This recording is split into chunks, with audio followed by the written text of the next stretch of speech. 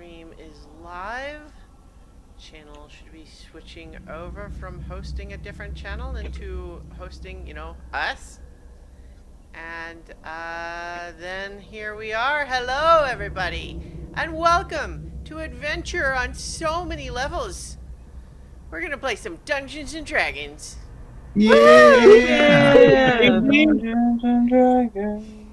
Thanks go, or perhaps no thanks go to Xfinity ISP because of making us all stressed out by having my internet down all afternoon. But it's back now, so maybe we need to say nice things about it, or else they'll take it away again. Because they're always watching. Somebody has to be. So, I'm Christiana Ellis, and I'm the Dungeon Master. And our players tonight, Chooch Schubert as Otterkey, the Tiefling Paladin. Hello. Starla Hutchton as Nirakina Ethu, the High Elf Tempest Cleric. Greetings and salutations. Jenny Meltzer as Cadence of the Water, Tabaxi Ranger. How you doing? James Meltzer as Ket of the Sands, Tabaxi Bard. Farewell and adieu to you fair Spanish ladies. What's Spanish? Mark Kilfoyle as Alaric Copperbeard, Dwarven Fighter. I know I should be used to this sort of transition by now, but is it supposed to make those sparks? Perfectly normal. And Vivid Muse as Amethyst, the human druid. Hey y'all. Sometimes turtle. Totally not a Sometimes human turtle. bird. Maybe a tree. Possibly a tree. Not Not a dragon, though. So, what do you guys remember about where we left the Heroes of Legend? Well, we went to the tree. Wow. It's been a week. Yes, Everyone it- forgot everything that happened. City formerly buried in amber, where it was hoped that Cadence of the Water and Ket of the Sands would see their parents or family or whoever they wanted to. We did see one of their people, though. A monk who wanted to eat a sandwich. And don't know why. Grandma.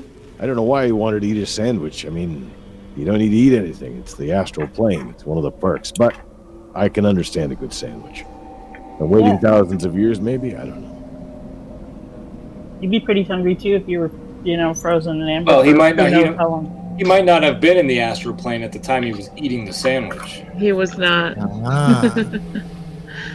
Well, he's been unfrozen since then. Yeah, exactly. So the breaking out of the amber and being time stopped, there was a gap. Although Look, man, just let the poor guy have a sandwich, okay? I know, man. Apparently Yeah, the deli come on, was Alaric. open, though, so that's okay. Gee. Then we split the party. Well, so brief further back recap. The Heroes of Legend had been working to save the universe, and then kinda did, but currently time is stopped, and they are the only ones that are able to move about freely, because they're kind of gods now, sorta. It's a thing. Oh, yeah, that thing. Sure, Yeah. I guess.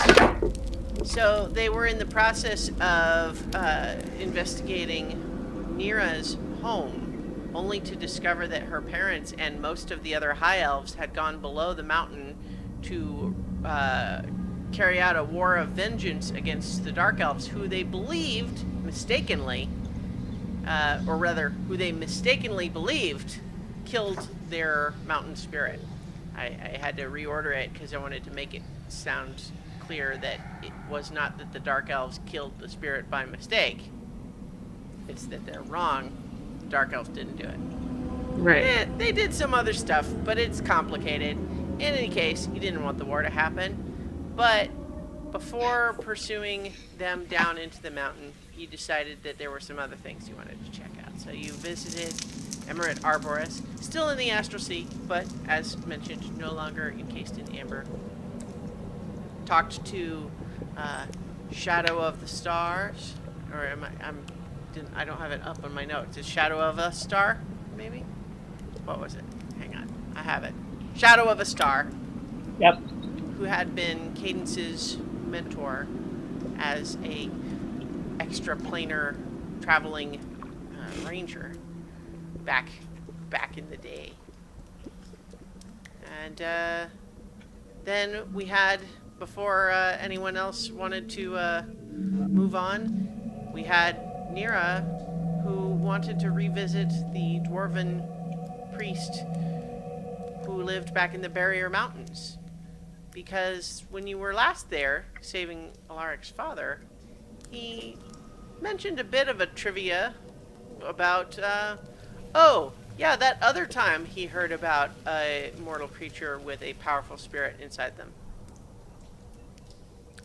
Story for another time. He didn't end up coming back. So, you guys, Alaric and Nira, plane shifted themselves by themselves off in that direction, and we didn't see them again afterwards. Before we jump over and follow them there, was there anything else that the rest of you wanted to recap of your time in Emerald Arboris? No, Oh. I think we're good. We got some indication from Shadow of a Star that he believes that Amethyst might in fact be Oh, that's right. The spirit of the a tree. mortal incarnation of the spirit of Emerald Arboris, the world tree itself. Which is just so exciting. But It's really good. I love you, tree. But let's now follow Nira and Alaric, who, due to the way I said things way back when they performed the place shift, had some reason to believe things were going weird, and then we didn't ever revisit them by last week. So let's do that now. They were never heard from again. No, they're being heard from by us right now.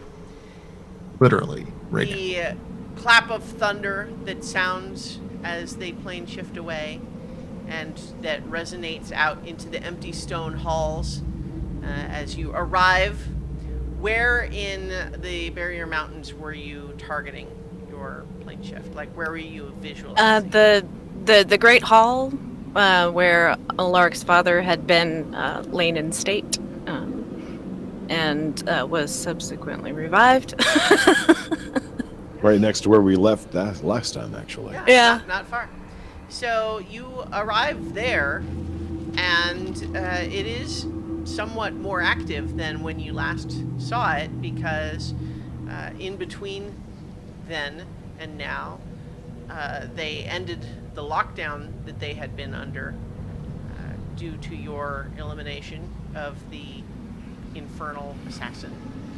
And so you see dwarves wandering about, conducting the sort of business you would expect to be conducted in the Great Hall. Of course, they are all still frozen in time. Yep. Well, I'd like to say it's nice to be home, but the circumstances are a bit strange. Well, I mean, it could be worse. You Probably didn't will leave be before we're suddenly done. last time. Well, does it look more normal around here? I mean, aside from everybody being stopped. Does It it- does. I mean, it's been a few years since I've really been back for any length of time, but But you can each make a perception check for me if you like. Sure. oh, that's not good. Just a quick note, my internet seems to be pausing and getting weird, so no. I'm turning my video off just to It's put less spreading. stress on it. Yeah, 28 for me. that's pretty good. 15 for me. 28. You and your ridiculous level 20 cleric self. You see and notice lots of things. However, at present, all of those things would seem to have mundane explanations, except, of course, for the fact that everybody is frozen in time. You see people in, like in the livery. You don't see anyone like up on like the throne dais right now, but you also just see like people that look like maybe messengers moving around. You see some people carrying like trays of food.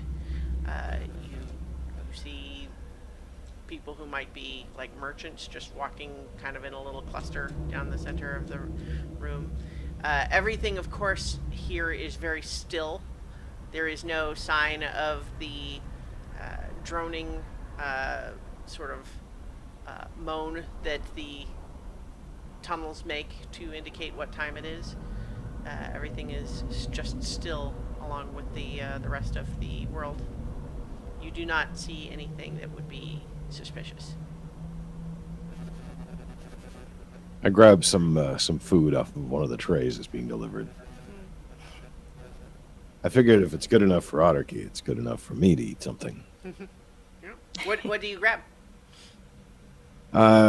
Just a leg of mutton, small.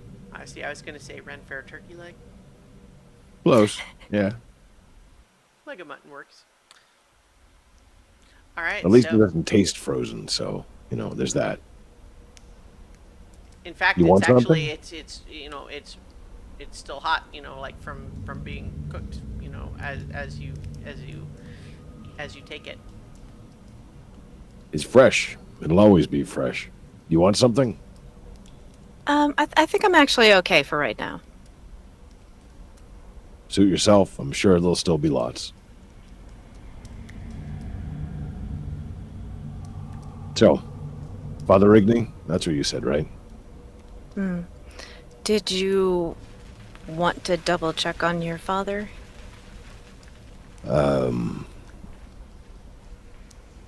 I suppose. I don't think there's anything to worry about. I just thought you might be concerned. And I don't know if you at all wanted to explain our sudden disappearance and, I don't know, any of this, but that's up to you. Yeah, that's probably a good idea. For those listeners who don't recall, our party last left the dwarven estate of the Copperbeard clan much earlier than intended when they accidentally brought the Marut in pursuit of them and suddenly had to plane shift out much earlier than they had intended to leave and didn't get a chance to tell anybody. So for all they know, you just disappeared. We don't really know how long we've been gone either, do we? Or if we've been gone. You spent a bunch of the time in between in the Feywild. Yeah, Right. there's also the The Abyss. Well, I'm also thinking, we know things were different at the mountain. Things were especially different down below where all of that was going on. Things were rearranged. I suppose some of that could have happened here, too. Well, I think that rearrangement was specifically related to the stolen moment. And unless something here happened, like, I don't think it would cause that. Like, well, I mean, I suppose anything is possible, but Well, I mean, if the moment came back, then maybe it might have ripple effects, just like the tears were happening as ripple effects all over the place, not just in the caves. well, I think any ripple effects that might happen probably won't until time restarts. That's a whole other thing. Yeah. Maybe. And still, it's something we can ask. I don't know what time of day it is, but if he's not here, bringing food, so he's probably in one of the dining rooms. Based where we'll on look. how people are dressed and the apparent level of activity, you might guess that it was like mid-morning. Ah, okay. Well, if he's already eaten, we can check the dining room. If not, he'll be in his office. Lead the way. Right, it's, yeah, it's right over there. So you lead the way and head to, where you might expect your father to be eating. You don't see anyone in there, it does look like they're, or rather, the only person you see seems to be a servant clearing things away. So you proceed then to the office. Yeah. So you are making your way along. Your heightened awareness, constantly surveying for threats, I'm sure. Or are you guys Especially letting your guard down? anything that's moving is a threat at this point. Well, nothing's while we- moving. Well, yeah. Yeah, with everything so still, I feel like any movement at all would be even more like, just stick out from everything else. So, Yeah. You do see but yeah, a rat. not having spent much time here, I'm going to be looking at everything. You do see a rat in one of the hallways. Which I Damn it. mention only because there were rats that weren't rats when you were last. Yeah. They were working for that Right. other thing. Might smack it with sacred flame just for good measure. It's not like it can move. Yeah. I'm trying to think. Yeah. How does that work? Go ahead and roll the damage for it. Which is what, 48 at this point? Yeah.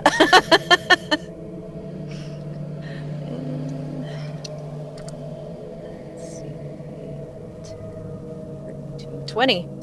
You, the rat is vaporized. Just in case. Yeah. Normally, you wouldn't. I'd just keep an eye out. I don't know if we have any way of checking to see if that thing is still around. I know Otterkey could sense it, but it was invisible, I think, most of the time. Well, my ring allows me to.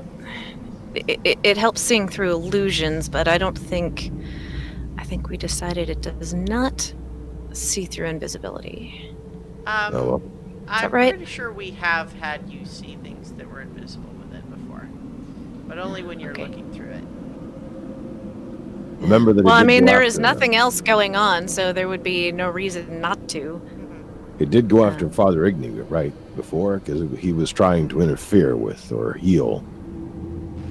Oh yeah, it does say in the thing it allows the user to see invisible objects or creatures. Okay, yeah. All right, so I'm going to. I'll hang on to it and Okay. check. Yep. Just in case. Yep.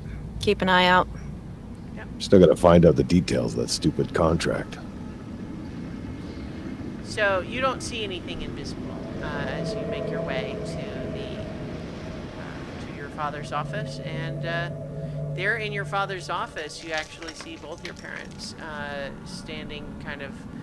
They're both standing next to each other behind his desk, kind of looking down at kind of some sort of a big, like, rolled out document or map or something that they've got on his desk. I want to kind of wander around to take a look at what they're looking at first. Sure. It does actually, despite being unrolled like that, rather than in a book-like form, does seem to be like a ledger. And they, as you examine it a little bit, it's. Am I really quiet? Does anyone am I quiet No. compared to the No, ambiance? that's normal. Okay. I'm just looking at the. I think I'm gonna turn the ambiance down a little bit. Yeah. I think. I was just gonna say the ambiance is a little louder than usual, but you're Alright. not quieter. Okay, well, good. So that should be fine then. So you take a look at the ledger, and it does appear to be like a record of the expenditures and income and mining revenue and so on. It's kind of like a budget. All right. They're getting back to normal business. That's good. All right. It feels weird to do this intentionally, but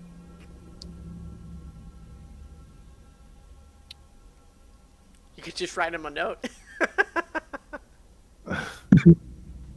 No, that's probably not a good idea. God, or whoever said that.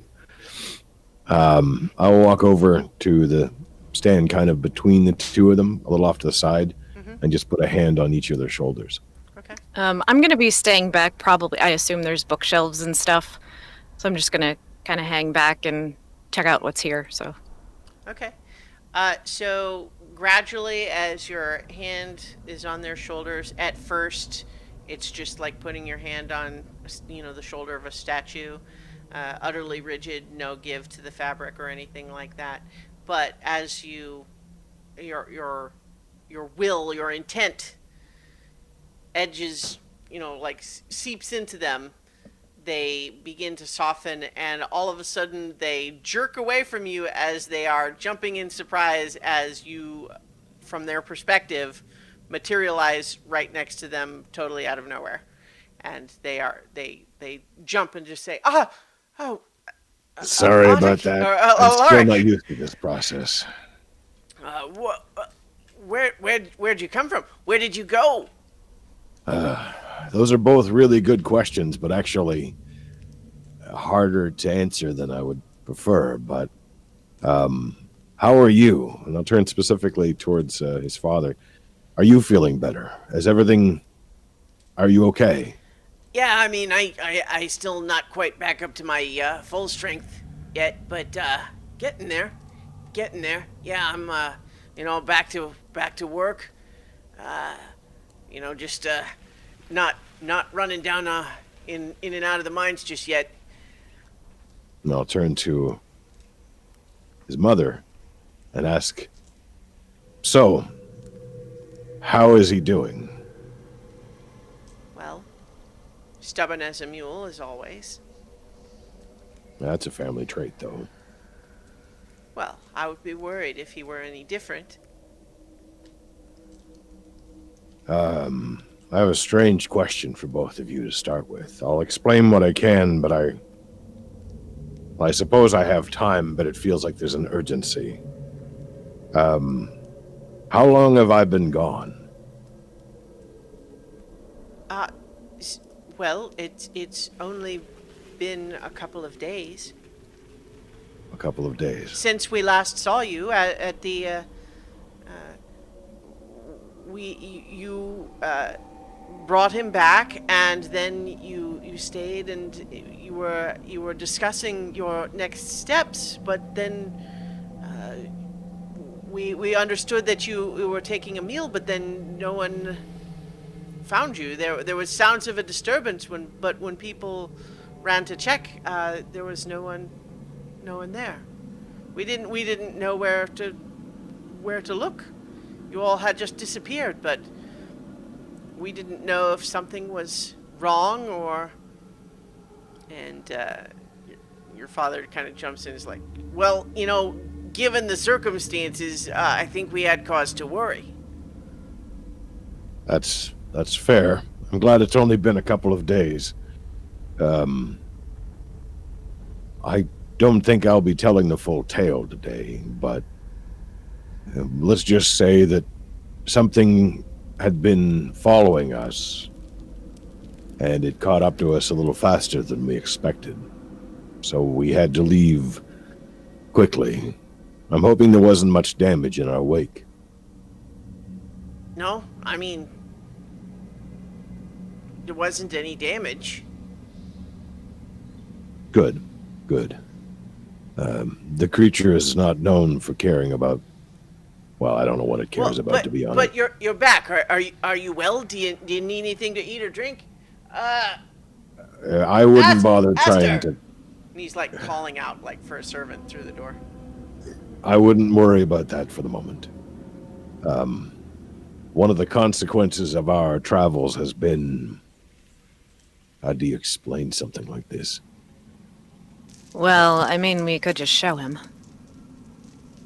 If you think he can handle it, but it might not be worth it. Oh, You get a little bit of a harumph, like, ha! yeah, well, sure.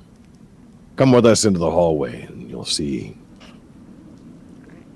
So the two of them follow you out into the hallway and certainly begin to see, that, the servant that he had expected to come attend to him is frozen in place, and they kind of notice that everything seems stopped. What is this? So, as far as we can tell, I guess, well, it's sort of, Nirakina can explain it better than I can.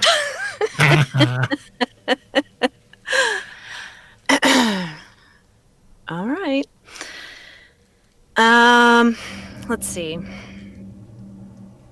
Well, it's a long and complicated story, but basically time is stopped, and as soon as we leave, you'll be stopped again with the rest of them. This is temporary, we hope. Probably. So Alaric's mother was listening intently at this. Alaric's father was kind of going, yeah, over his shoulder as he went over, and he's like waving a hand in front of the servant's face. So, as far as we know, the whole world is affected by this change. It's good. The whole world? Well, we haven't been everywhere, but so far as we can tell. Well, and don't forget that the Astral Sea also seems to be. Like, Oh, those right. two we know for sure, right? So one could extrapolate that, it's probably across all of the planes of existence, Right. Except us. Our group seems to be unaffected. Or possibly the cause. Or possibly the remedy. It's a little bit confusing. Well, I mean, forgive me for saying so, son.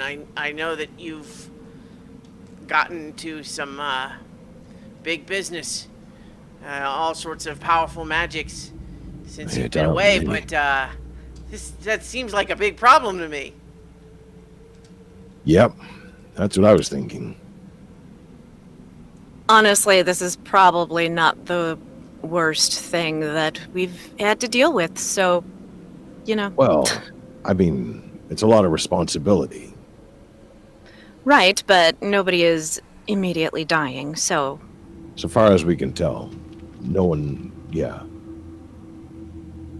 Although a lot of people are poised on the edge of a very terrible battle. How did you bring us out of it? That seems to be another one of the features or gifts that we were given for a brief period of time. Well, actually, don't know how long, but we can influence people. We can bring them to our state of time or something. We've only done this a few times, but that's because we needed to know some information. It's one of the reasons we're here, actually.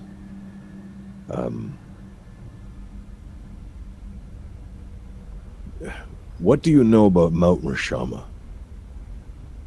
Well, I mean, it's the great big mountain in the southern range. I mean, on a clear day, you can see it from the surface here. Have you had any dealings with their people? Well, like, what people do you mean? Like, the southern range is pretty big. No, the people of Mount Rashama, specifically. Are there people there? That's kind of what I thought, actually. Well, I could have told you that. Still, I don't know what else has changed. I mean, there's not any dwarves under that mountain, as far as I know. If there are, they keep to themselves. No, it seems like there's others there. I just thought you might have heard rumors or stories or knew of those people. They've been under a strain for a long time. And the strain worsened because of some careless actions. Your mother comes over and kind of doesn't say anything, but just kind of like stands next to you and kind of just takes your hand, sees that you seem concerned.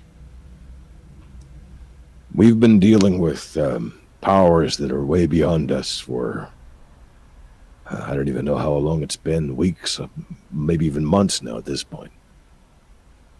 Time is becoming less understandable. One of those powers was let loose in the direction of the mountain. And I feel responsible for that. It's not the only problem they've had. There's another bigger problem that is the main reason the whole world has gone a little bit sideways. But we're working on that too.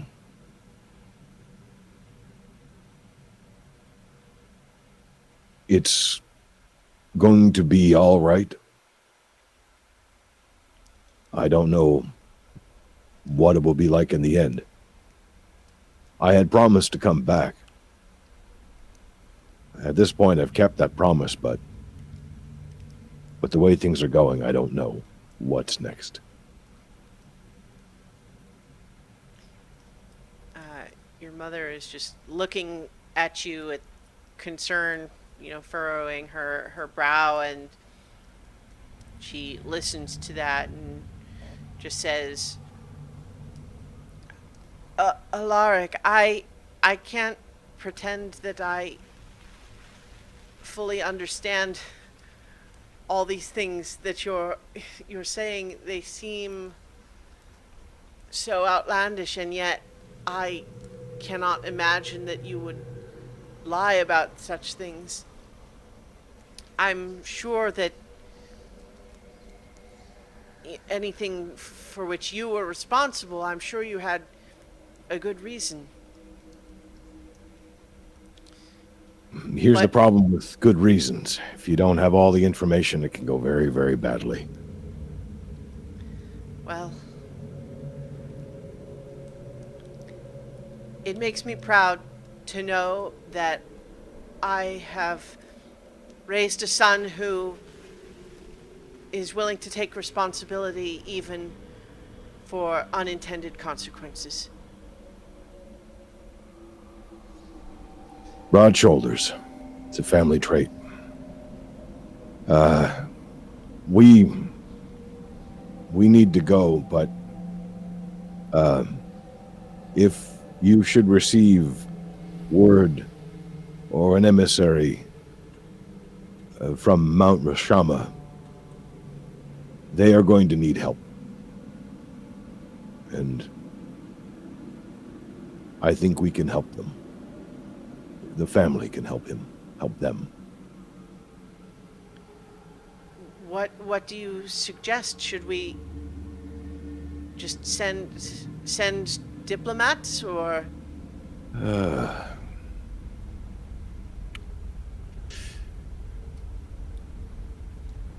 Dear Kina? I think it would be... If help is needed, it will be requested. I don't... Everything is very strange there right now, and so many new things all at once. I think a sudden introduction of something else that's new might be a bit too much. I guess I just want you to keep an open mind. They're going to have a hard time reaching out to anyone, and meet them halfway. And now, for the moment, as much as I would prefer not to leave, and as much as this strange sense of time gives me false sense of timelessness, we have things to do. And our friends who are still moving forward in time will need us to return soon. So there are two things. One, do you know where Father Igni is? Well, he should still be here in the Copperbeard temple. He was staying around just as an extra precaution in case the danger was not truly past, but everything has been fine since then. Good. I now sense there's three things. I'll move to the second one. I don't know if you were ever properly introduced.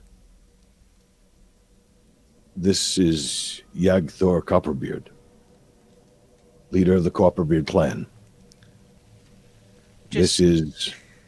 Sorry? Not to cut off the role play, but they did meet Nira when you came through the original time. They can't... we met. It was Well, under we different would have circumstances, met them but- before we even went down in the mine, though. Yeah, well, like there was a couple of times, right? Because there was the introducing of, hey, we feel like we need to go down there, and then also, hey, we came out and rescued your son, and let's have a big party, and then we're leaving with him, and then also met, again when you raised him from the dead, and then hung out for a little while before you disappeared again. So, I didn't mean to step on your role play. I just wanted to make sure, like, Yep. yeah, Nope. you guys have that's met. fine. So Yep. anyway, Yep. sorry. Which is why it's even more unusual at the moment. This is Helga Copperbeard, my mother. The two of them, while I have not always agreed with every decision they've made, they're still the strength of the Copperbeard clan. And they're still my parents. And they will be always in my heart. The two of you I would like you to properly meet. Nirikina Ethu, priestess of, or cleric I suppose, I'm not sure of the titles just yet, but follower of Rashama. One might say top follower, I suppose. Major cleric. Hope of her people, I think, at this point too. And hope of mine as well. In my travels, I've seen a lot of things. I've dealt with things that I didn't expect to, things on a scale I never expected to. I've met people. I've talked with beings of unimaginable power. And I found something and someone to believe in. And I'll reveal the amulet of Rashama. While I will always be a Copperbeard and dedicated to the family and what we do, I have found another thing to dedicate myself to. In body, mind, and spirit.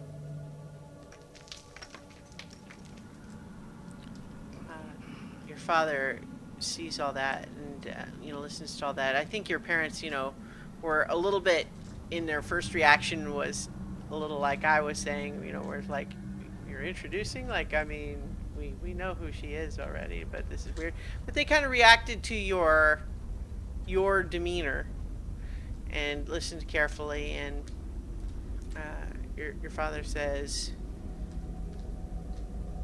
Alaric, I was never really big with this spiritual faith myself. I mean, obviously, I know the spirits exist and we work with them and we try to do what will make them happy, but I never really, like I knew the spirits, but I didn't believe in them, if you follow me. I know it well. It was the model I built myself after all. But I've come to a different respect and love. Well, I've been thinking in the last couple of days. Funny how dying will do that to you. It's not an experience I want to repeat again. Yeah, well, I've been thinking, I've been wondering a bit. what might have been missing for me in lacking that belief, and I hope that if you found something, I hope that it'll I hope that it'll make you feel whole. It's a start. Now, the third thing, go back in the office and sit down. That way, whatever happens next won't knock you off your feet. Something gonna happen?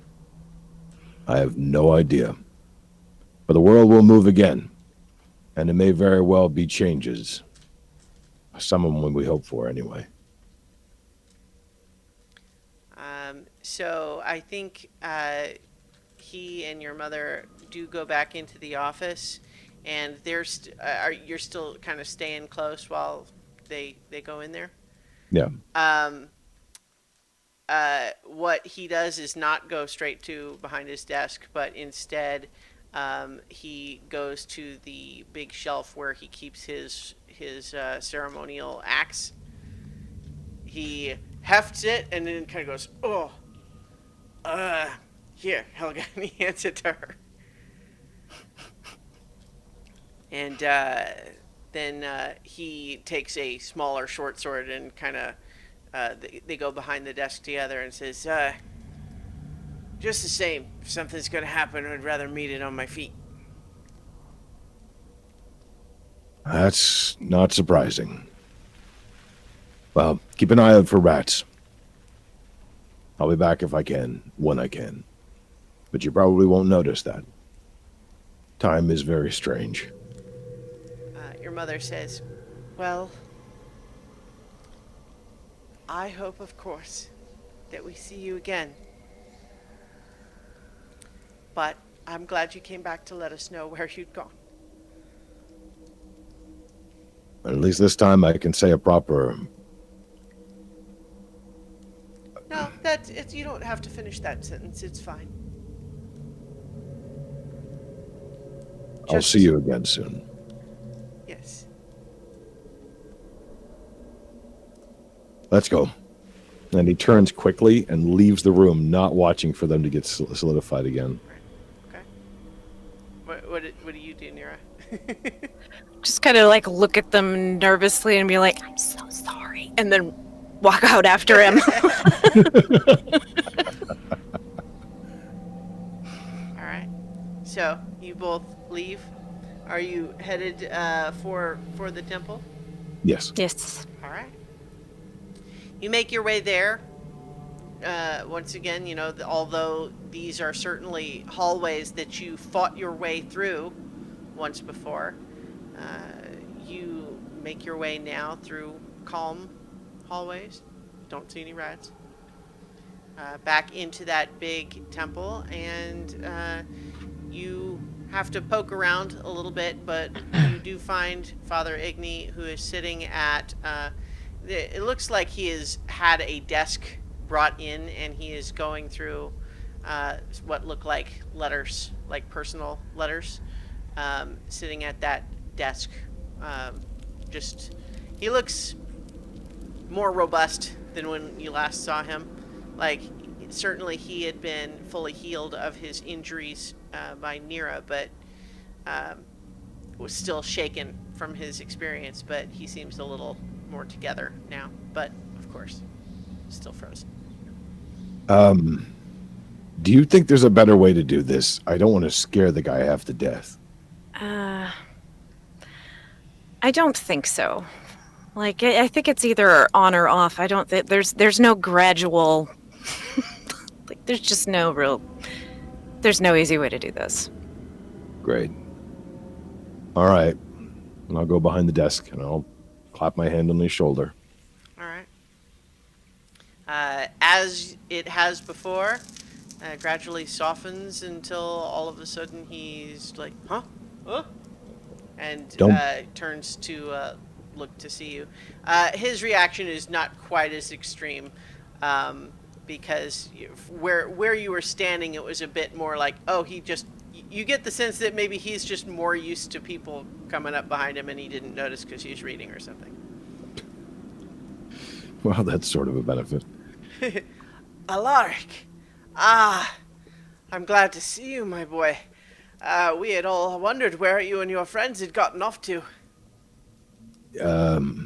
Helen back, but that's not really the story we're here for. You see that he's actually, his brow has furrowed because he's looking at the candle on his desk and notices that the flame is like stationary and he's like frowning at it. Yeah.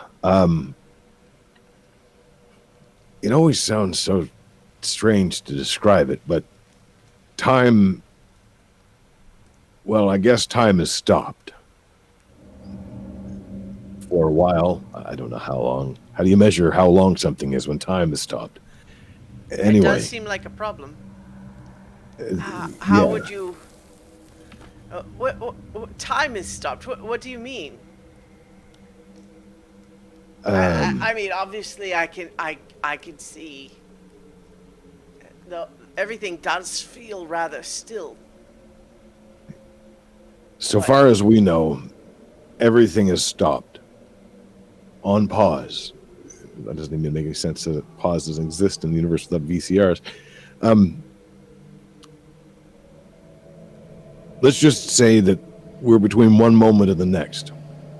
And the few of us that have been dealing with this are able to move freely and for a short time allow others to as well.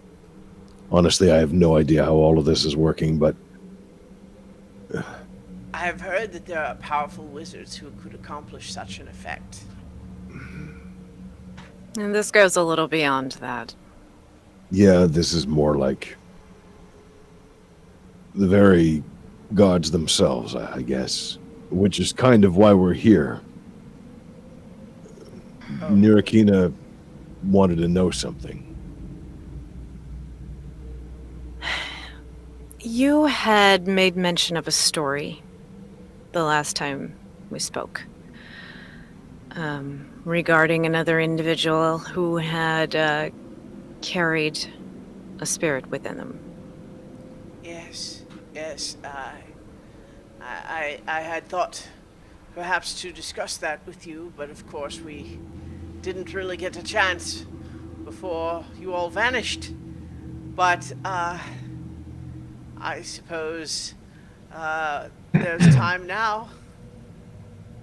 All the time we need.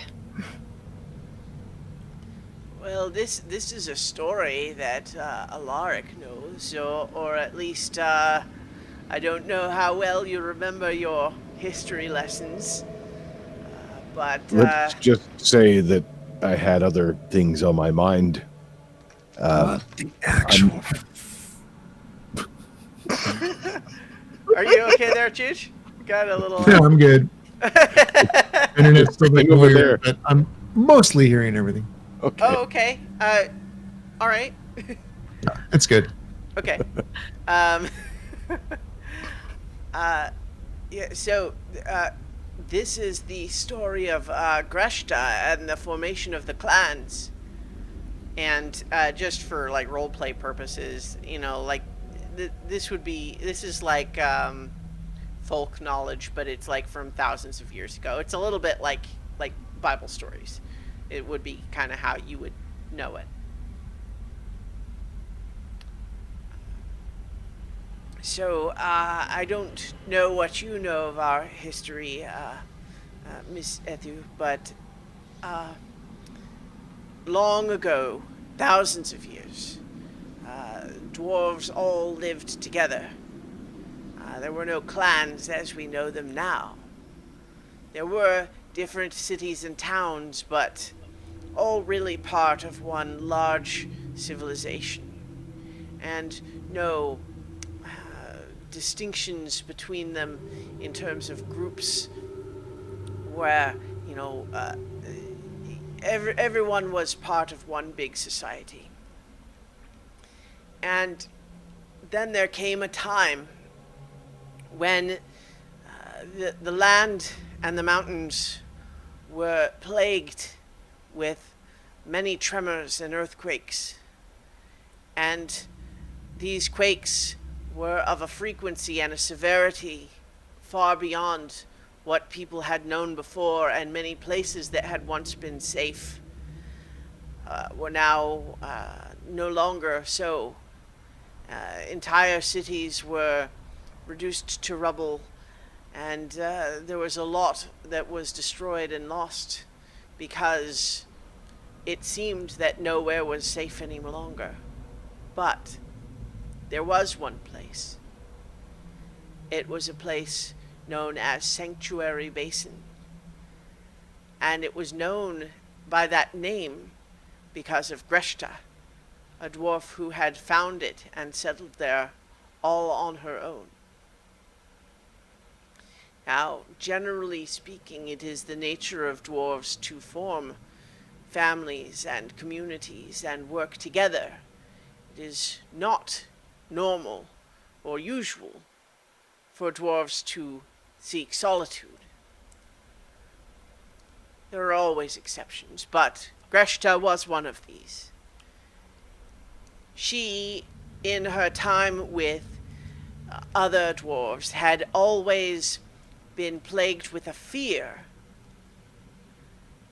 that too many people, too many dwarves in one place, would cause terrible earthquakes. And although she was mocked and derided as paranoid and delusional, she could not let go of these feelings and eventually went to live by herself and found a place that she believed safe and named it Sanctuary Basin. Now, as it happened, when the plague of earthquakes began, they happened everywhere that was known to the dwarves at that time. Everywhere except Sanctuary Basin. Now, eventually, other dwarves began to realize that there were no earthquakes there. And they were refugees from the ruins of their own cities and communities. Now, although Greshta desired solitude, she had love in her heart for other dwarves. And she could not turn them away from a place of safety. So she allowed them to settle. But as they did settle there and find a place where they were free from those earthquakes, they told other refugees who also came and settled. And as dwarves do, they began to build a new city there. And they were enormously grateful. They saw Greshta and her feelings of fear and the prediction of the earthquakes. They saw her as a prophet.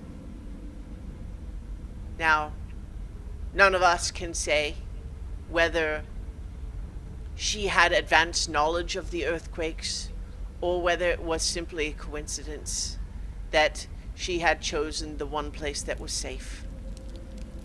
But many of the people who settled there believed it was a miracle, that the land itself was holy and sacred, and that Greshta was the prophet that had led them all to a new place where they could be safe and rebuild. And as you must know, spirits form and arise when there are many mortal creatures who think of a location or a concept as a sort of entity. And they saw the basin as a place of safety and protection. But they saw it as Greshta's home, and of her as the woman who had known where to find it and had made it this place of safety. So as the spirit of this place, this sacred place, began to take form, it did so within the heart of Greshta herself.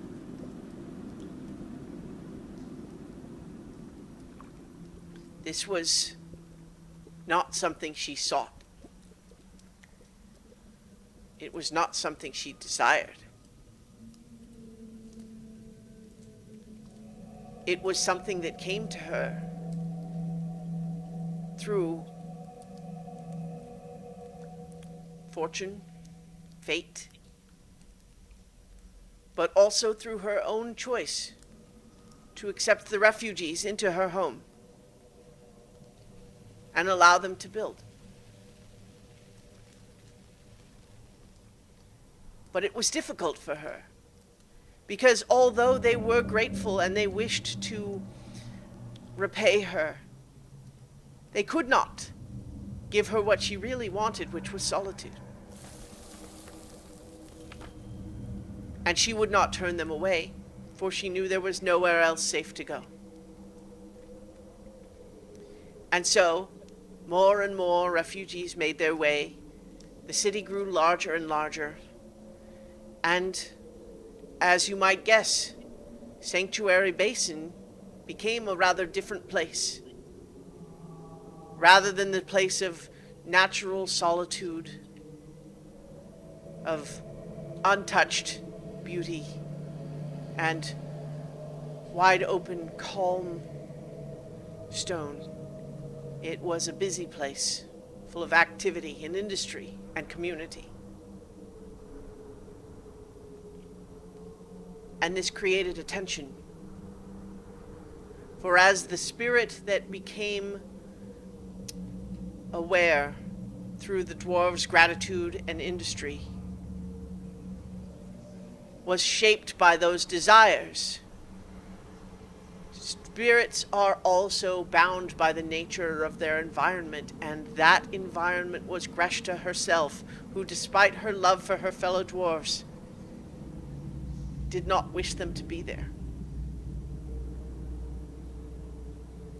When a dwarf or any mortal creature becomes the place where a spirit dwells, you know that spirits can change their form with trivial ease. They do not age, they do not die. But their nature is dictated by their environment. Whereas mortal creatures, they have limited control over their physical form, but they can make decisions about their own nature. Just as Greshta, who desired to be alone, made the decision to help the others nonetheless. But the tension between those two drives within her, and thus within the spirit, began to have negative effects on the people there.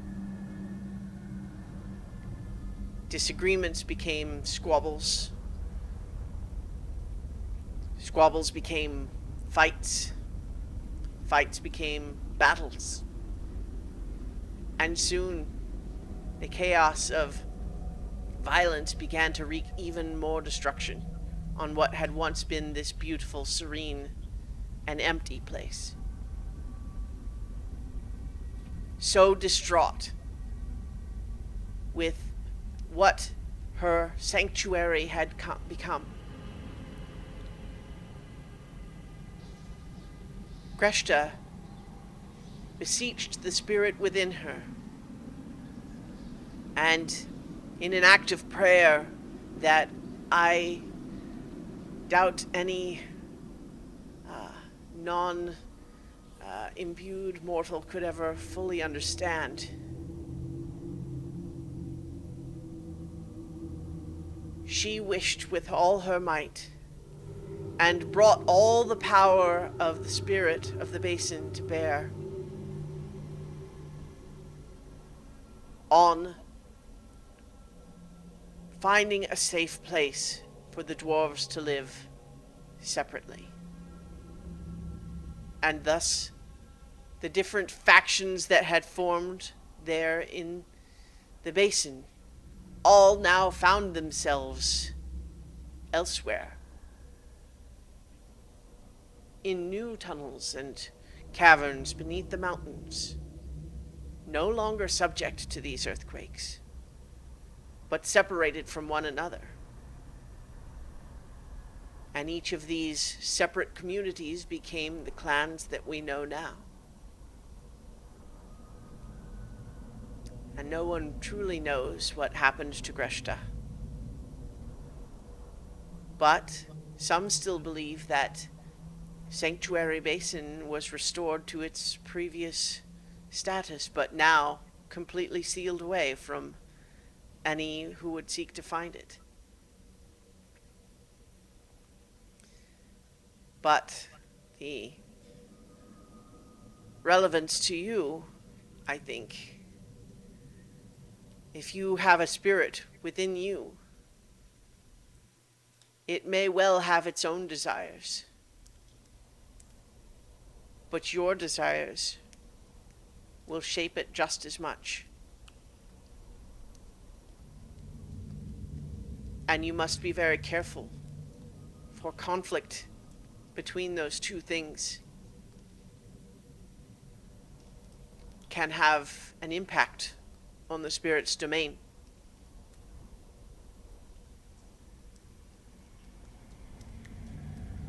And it may come a day that you will need to make a choice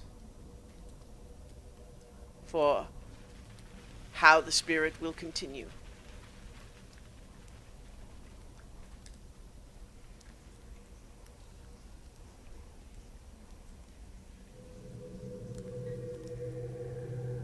Where was Sanctuary Bay, according to the stories? Where was it Basin. originally located?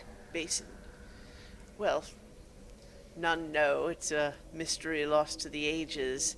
I mean, the mountains were reshaped with this powerful divine act. It could be anywhere. If it Is there any- indeed is even a real place still. This is, of course, a story. Was there any more about how Greshta came to find the sanctuary? It sounded as though she went as far away as she could to be alone, but was there something in particular she was looking for? Well, as the story goes, it was her fear that she would be buried in an earthquake. And she had become convinced that too many dwarves all in one place would cause that to happen.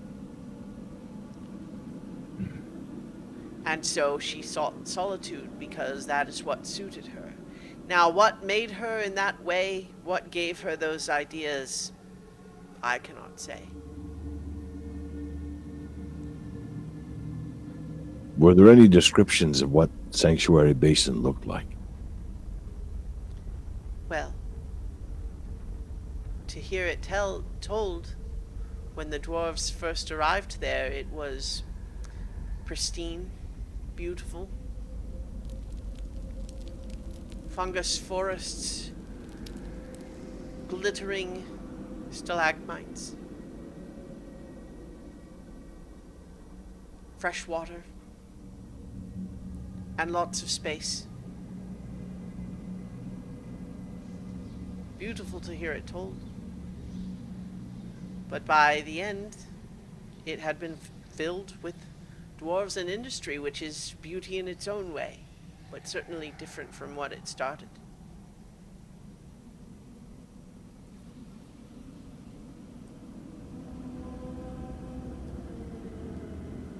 And the story comes from this mountain range, correct? Yes. Now, I cannot personally vouch for the factual content of this story. It is the story we tell. But there are certainly none alive today who remember what happened. But that is what we tell about how the clans came to be. And it was a suggestion that the lessons that we draw from this story now are about how dwarves have their own nature, this desire to build and form community, but penned in and unable to expand out and see new territory and build new sites, it can become cloistered and toxic. And it is good for there to be distance between the clans, because they will have different experiences and see different things, and they can bring that knowledge to the other clans. But when all are together only in one place, they can stagnate there. Their rituals become too rigid, with no changes, and then they cannot adapt to changes, such as when the earthquakes came, they had no defenses.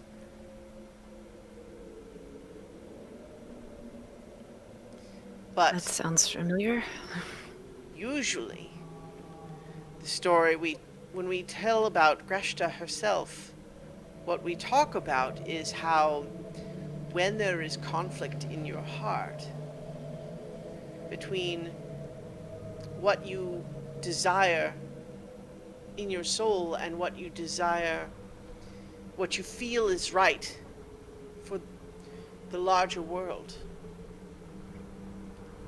it is an encouragement to do what's right for the larger world. Because she did take in the refugees. She did allow them to settle, even though it was her greatest fear. And eventually, she summoned the divine power of the spirit within her and found new safe homes for them all. Perhaps at some great cost to herself, we cannot say. For no one ever saw her again, that the stories say.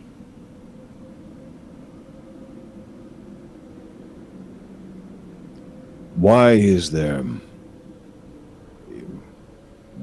there such a desire to unite the clans again? Is this story not respected?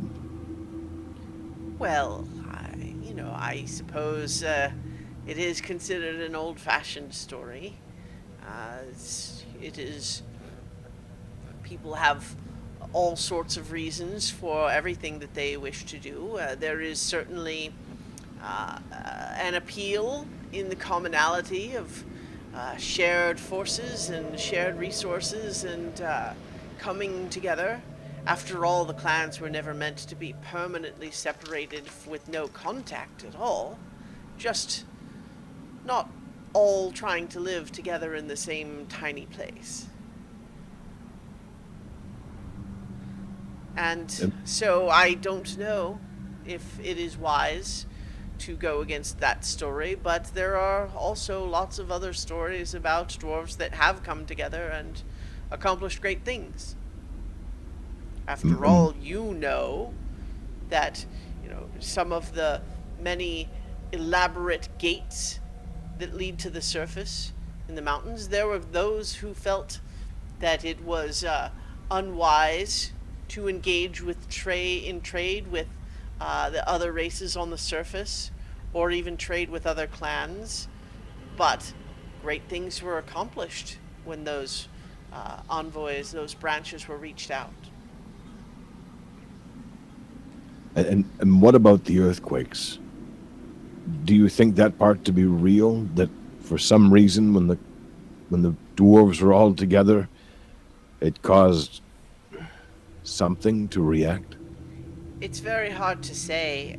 There does seem to be evidence for a time when there were enormously destructive earthquakes. We've certainly found ruins of cities that would date back to that time period that seem to have been destroyed by tremors, but we cannot say now what would have caused them. How long ago was this? thousands of years.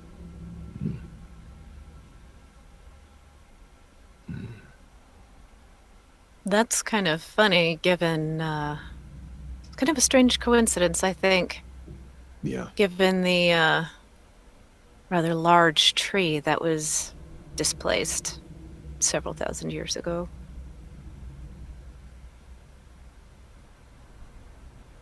Do you think I you wonder know if what that caused was the the strike. earthquakes?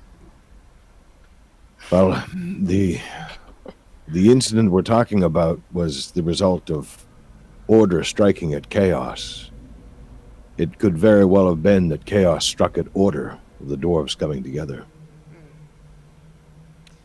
Well, as I mentioned, the lesson we try to teach from that story is not that dwarves should not live together. The lesson is about how balance is needed. The dwarves, all in a tiny basin, turned toxic. It was too much. They needed the separation. But the coming together, the place of safety for the refugees whose homes had been destroyed, this was not an evil thing.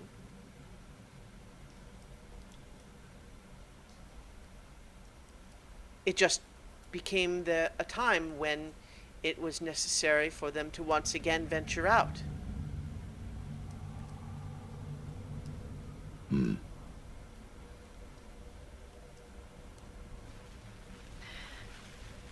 There's a lot of wisdom in that story. Whether or not it is factually true in that it happened exactly in that way. Of course. Which I Different think clans is... do have some different versions of the story, but I think the particulars are mostly the same. Yeah. So I think a lot of the ideas within that story are valuable. With stories so old, it's sometimes hard to know what the truth in all of it was at the time that it happened. Which I wonder if someday people will be talking about us like that, Alaric. They won't get half of it right. It's not like we know what half of it is anyway, so. Igni, I've never been much of a scholar of the spirits, and the stories didn't mean much to me when I was younger. I'm sorry I didn't pay as much attention. Yes, well, you were certainly not the only of my pupils who did not find wisdom in the stories of an old man when they were young.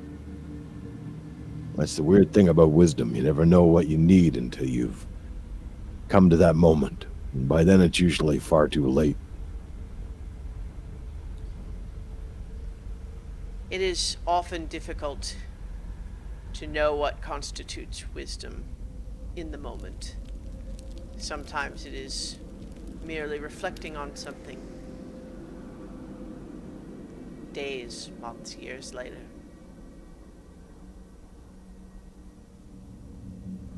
I hope that this story does give you something to consider. I don't know, Nira, if this is what your situation is. I don't know or claim to understand exactly what has happened with you and the spirit within you. But it is not... It is unusual, perhaps, but not wrong for a spirit to have made its home in you for a time. But know that the two of you will shape one another during this time, that you share a locale. And if the time comes when you feel that the presence of this spirit within you is no longer the best thing for you or the spirit or those who depend on the spirit, it is likely that there is tremendous power to be unleashed, and you will need to exercise caution in how that unleashing takes place.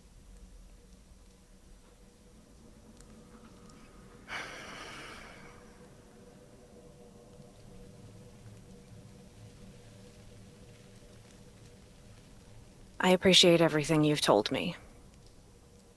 And I think it will be very useful.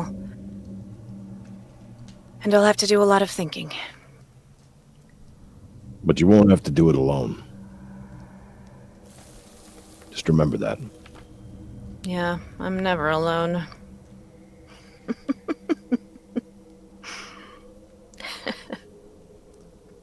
Sorry, too dark?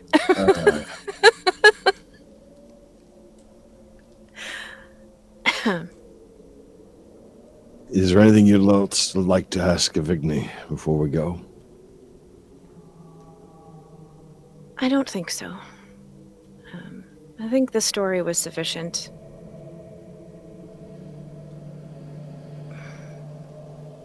Yeah. Grishta may not exist anymore, but the story has purpose. I will be most happy to tell that to my current crop of young dwarves coming to me for spiritual instruction. Yeah. You tell them that I told them to pay attention. I don't know if they'll remember who I am, but maybe the name will carry some weight. I don't know if they'll get quite the same things out of it that I have, but I wish you the best of luck, and I do hope that I hope they listen. I do believe, based on if merely half the things that you've told me about are true, there's no doubt in my mind that one day people will speak of you as they do of Greshta. And I mean you too, Alaric. Don't think I didn't notice the axe that you carry. It is a very nice axe. It's only on loan. When I left a long time ago, it feels like, I took with me stones that represented the spirits here. And I think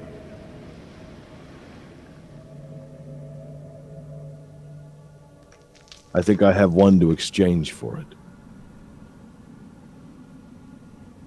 I apologize for its crude form. I'm never been a proper artisan.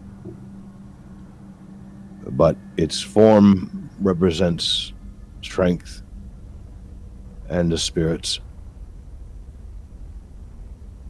And I think Granite Brob would appreciate child getting to see this place for a while. I'll reach into my pocket and pull out the stone that I carved crudely of Neokita that's Granite Bob's child. Yeah. So Treat him well. I think that, as you were leading all up into that, it was just a, very, benevolent and sort of, solemn respect of the, the offering that you're making, and then you bring it out and he sees it, and I think that there is a moment there where he's not able to fully disguise. Okay, that. All right, okay, and so there's just a moment of he's reacting to, okay, well, it's clearly shaped okay, oh, well, yes, no, I'm still dignified, this is fine. Its form represents a connection in more ways than one. But of course. What I would like you to know is this is not stone. This is from the Feywilds. thought I detected a rather animated quality to it. Treat it well. Maybe tell it some of your stories.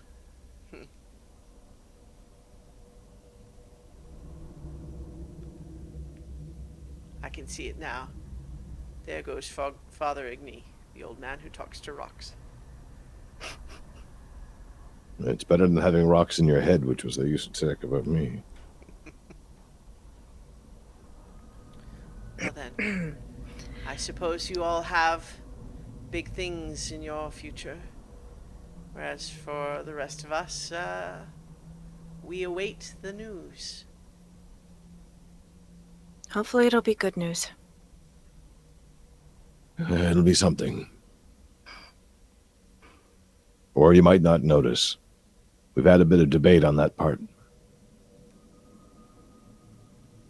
To be honest, all I can say is there will probably be something different.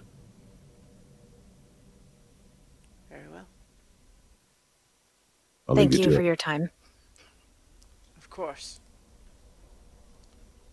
Thank you for your help in bringing back Yagdor. It was my pleasure. I was glad to do it. I'll just kind of wave and make my way out. Okay. And I'll walk out. Just as we get outside, though, and kind of beyond earshot, in case he's still listening. I don't know how he can listen. Anyway, I kind of catch up to Nira and then kind of go in front of her, and I summon the axe. Do you know what this is? I mean, I'm not entirely sure that I understand all of it anyway. But this axe is a symbol. It is a tie. This axe is history. I can feel it as I hold it. I can feel a sense of awe. I can feel a sense of time built up in every swing. I can feel hundreds of years. This is connected to all of our dwarven history. It's connected to that story in more ways than I can even imagine. The one who wielded this brought the clans together. May have even been there at that basin that the clans were brought together by this axe. I don't know the full content of the story. Sadly, much of what Ignis did teach, I wasn't paying attention to, but if the basin is real, I think it can take us to it if we want to go.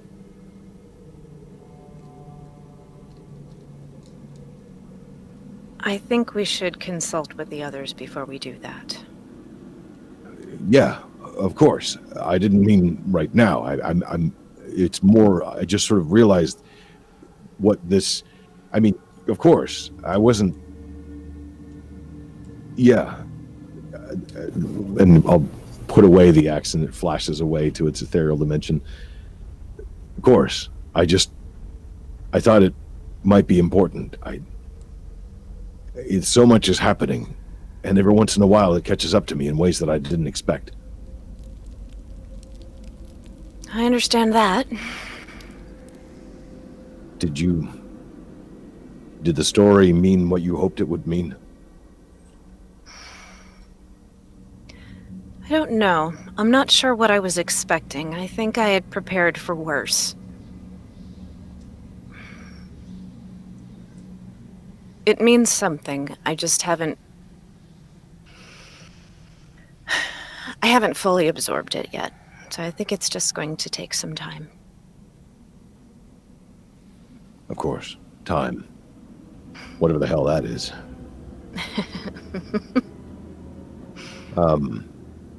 The other thing that it made me think of, though,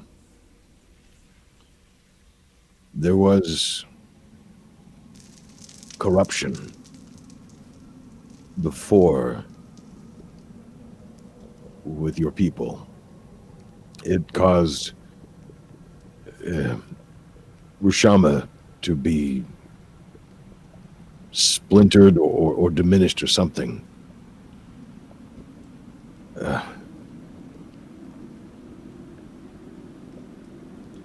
I don't know what you plan to do about that, but I think it might be up to you. Yeah, it feels that way. But I'm serious when I say you're not alone. I believe in you. And in Mershama. Apparently, my grandmother has at least some measure of faith as well, which I think would mean more in another time, but for the moment, it doesn't matter. I'll just deal with it as it comes. Same way we've dealt with everything. And it's You turned aren't out, I guess, dealing not with it. terribly so far. You aren't dealing with it, though. We need to restore your memory. It has to happen. You need to feel about these people as you should. For them to fully be part of your life again. For you to be I don't part know of that I agree. There's an objectivity in detachment. There is I want to be sure that there is something worth saving that doesn't depend on some random emotional attachment. It should be what's best for everyone. I don't know if these attachments are random, but I'm not convinced, but I'm not going to thwart you in this. I don't even know if I could anyway, but you know how I feel about this. And I think it is important.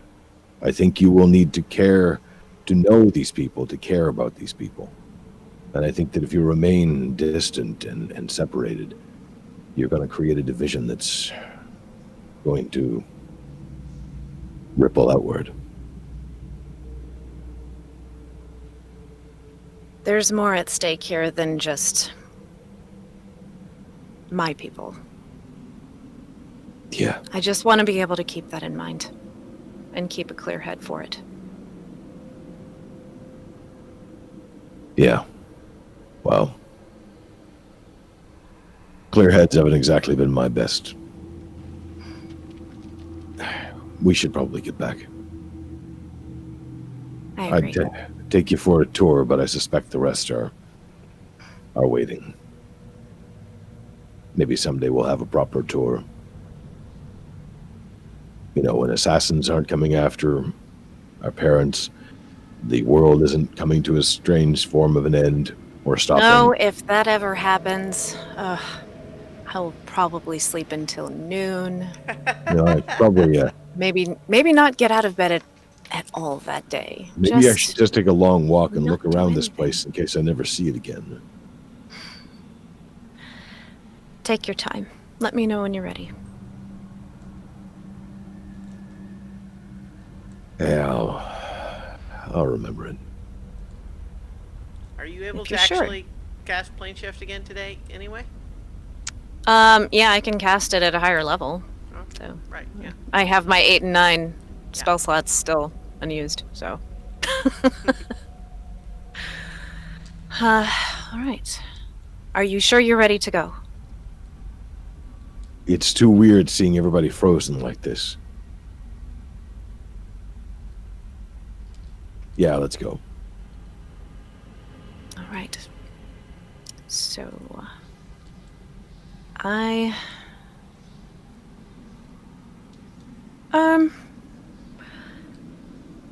gonna pause for a moment and just like take a quick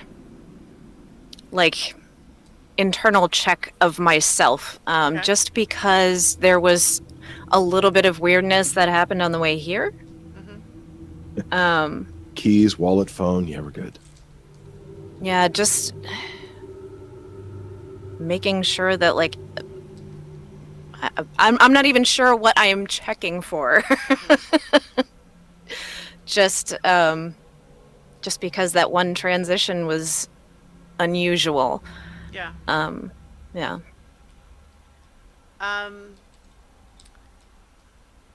Make make an insight check. Well, that could have gone better. 14. You don't know. It's weird. Yeah, you're not sure what it was. You're still feeling a little bit. You know, there's still a clarity that you feel lacking in your own feelings on some of this.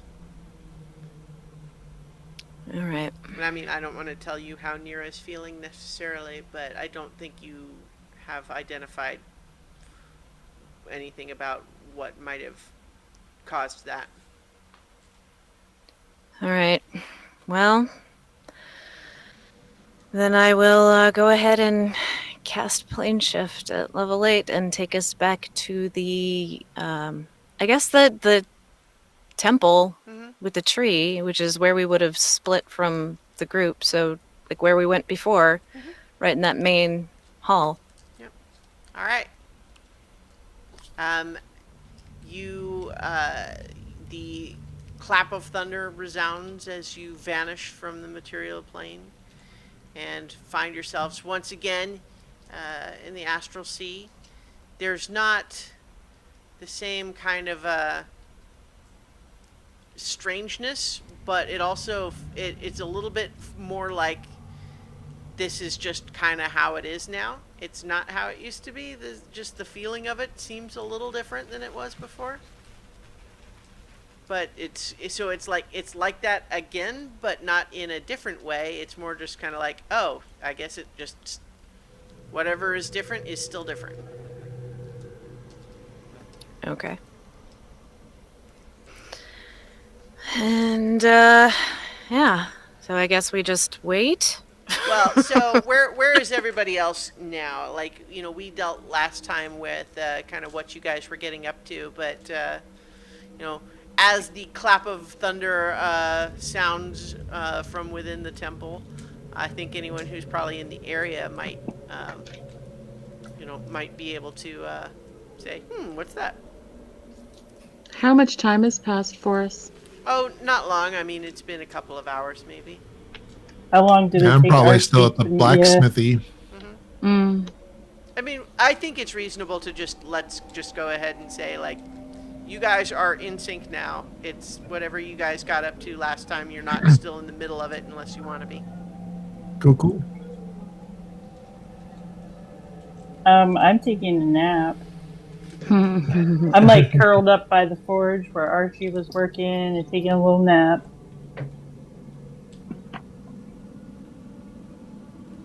So we don't have to belabor like hunting everybody down. You can just kind Yeah. of Yeah. you find whoever you find first, and then gradually, as everyone kind of finishes with their various bits of business, you sort of make your way back together. So how did it go? Everything Well, everything seems to be getting back to normal at Alaric's home, so that's good. All right. And you guys made it here in one piece. We didn't have to go hunting you down, so that's good. Yep. No news is good news, I suppose. Did you get There's a what lot you of- want?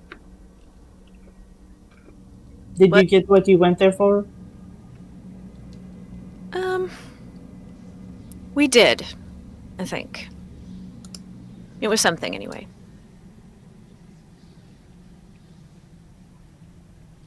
I mean, if you want to hear the story, I could relate it. Well, I mean, I have the keen mind feat, so I could actually like tell it to them from memory, just Yeah. like perfectly. So. Like, how else would we know it otherwise? It's not like we were there. yeah. So then I will. Once I mean, if you upon a guys really time. want to hear the story, then.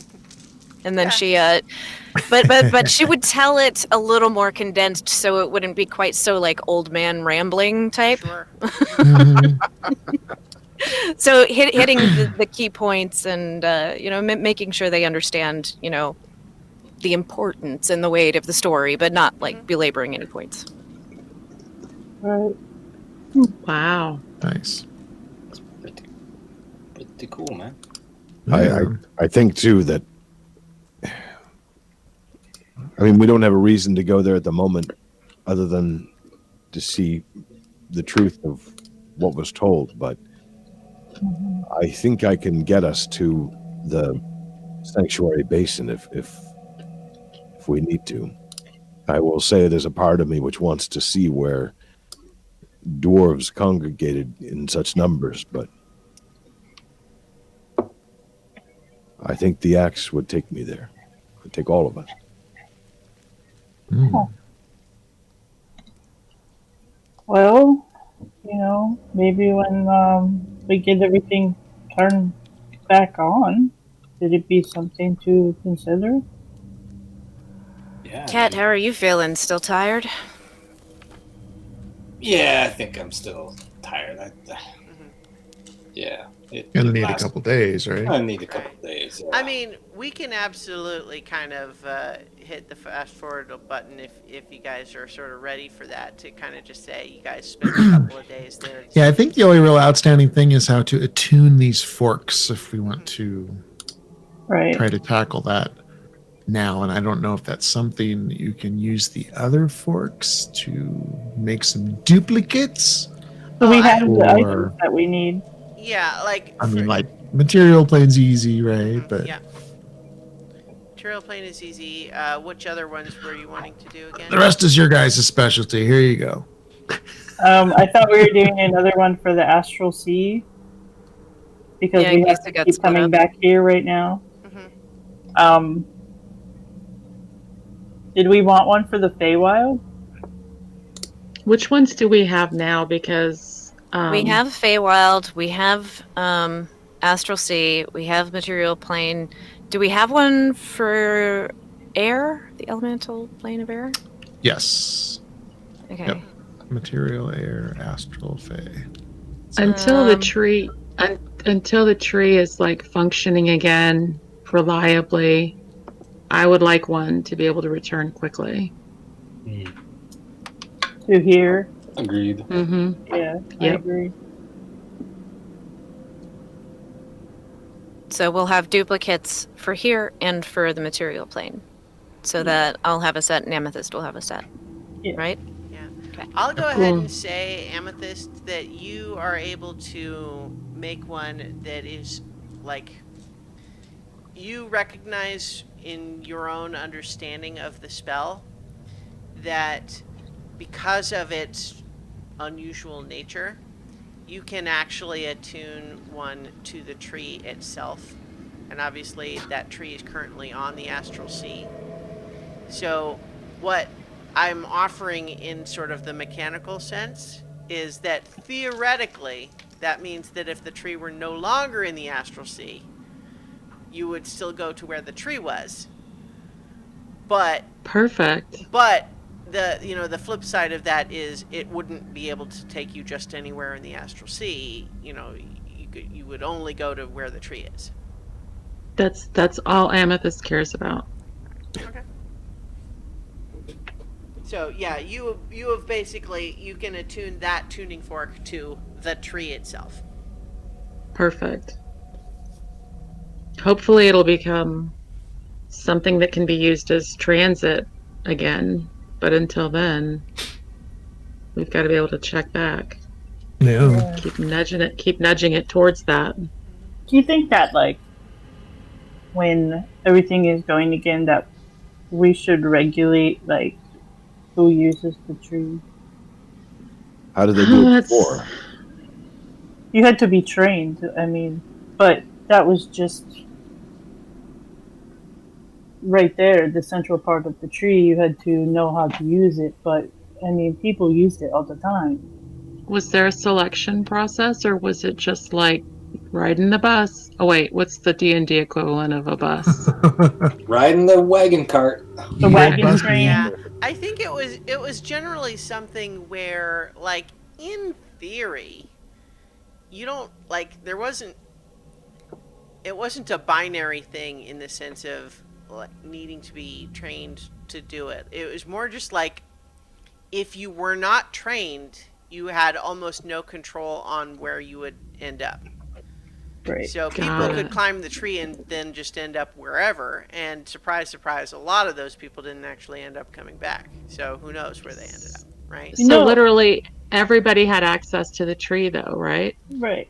Yes, but I think at least in the city there was kind of just an understanding of like one of the special cool things about our city is that we have this tree and we have specially trained people who know how to go where they want to go.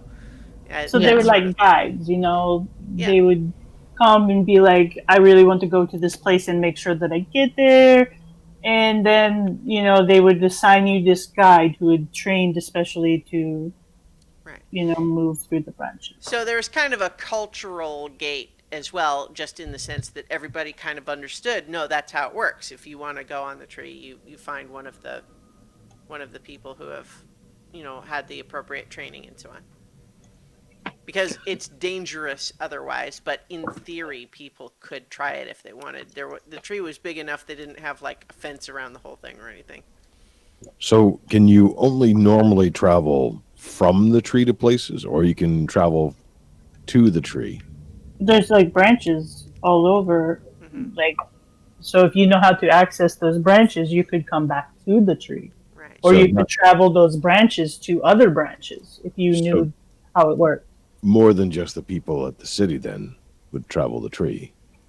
Anywhere could possibly travel it. Oh, yeah.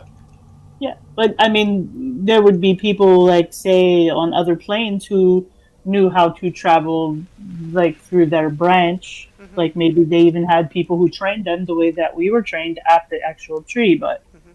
not every place was like that. There might well have been people who traveled the branches without ever even realizing that there is actually a trunk somewhere. There's probably even people who have an entire large vessel dedicated. They think to some sort of fungal spore network, but it's actually the tree. It could be. We never even know. I mean, it's like when Amethyst climbed the tree and didn't even know that she was climbing it. I mean, that could be because she is the tree, but it also could be because she had this special connection and she was able to find one of those branches in the place where she was. And it was, you know, it was solid enough that she was able to use it. Who knows? So that actually does remind me of something.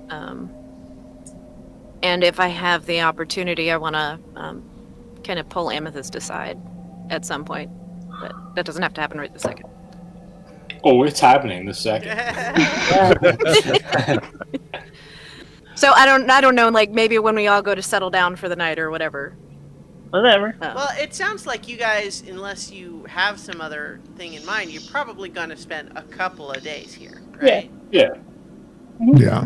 yeah, We're we got gonna nothing. sleep at the forge because Real. it's toasty there. Have a little montage of you guys either, you know, going around, you find someone who is actually like tripping over a curb or something and like, you know, putting a pillow under him or Yeah. Righting all the stuff wrongs. like that. Yeah. Rescuing the or- kittens and everything. Mischief, taking food off people's Yeah, plates. Ket will be positioning buckets of water over our half-open doors, and Yeah, I totally. actually want to spend, like, whenever Kat is sleeping, I actually want to spend time, like, just watching my mother. Aww. Like, not disturbing her or anything like that, just kind of, you know, Yeah, just lurking, creeping on my mom. creeping Tom. I think Yeah. that as you spend time there, like I'm not gonna tell you how Cadence feels about it necessarily, but like sort of at the superficial glance, you know, we were kind of in a jokey way, you know, like she was yelling at the kid for like going through the vegetable garden. But I think like as you're staying there and like looking longer, I feel like you see increased depth of emotion and nuance in that expression. It's not just I'm mad that kid's breaking the rules. It's also like I put hard work into that garden. I miss my kid. I hope that kid is being safe. You know, there's a lot going on there. It's not just an angry expression. Yeah, I would spend enough time just kind of studying her face to actually think about those kinds of things, like what's going through her mind, what did she think of, little things like, did she miss me?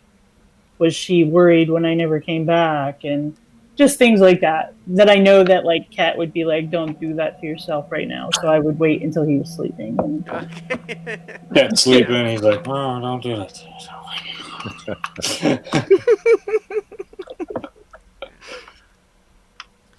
All right. And so- Cat really does nothing but sleep. Like, to Yeah. be honest, he does very little because he's exhausted. Oh, sure. Yeah. Yeah. So, you want to have that scene with Nira and Amethyst? Yeah. So yeah, at some point I will pull Amethyst aside, when other people are doing things.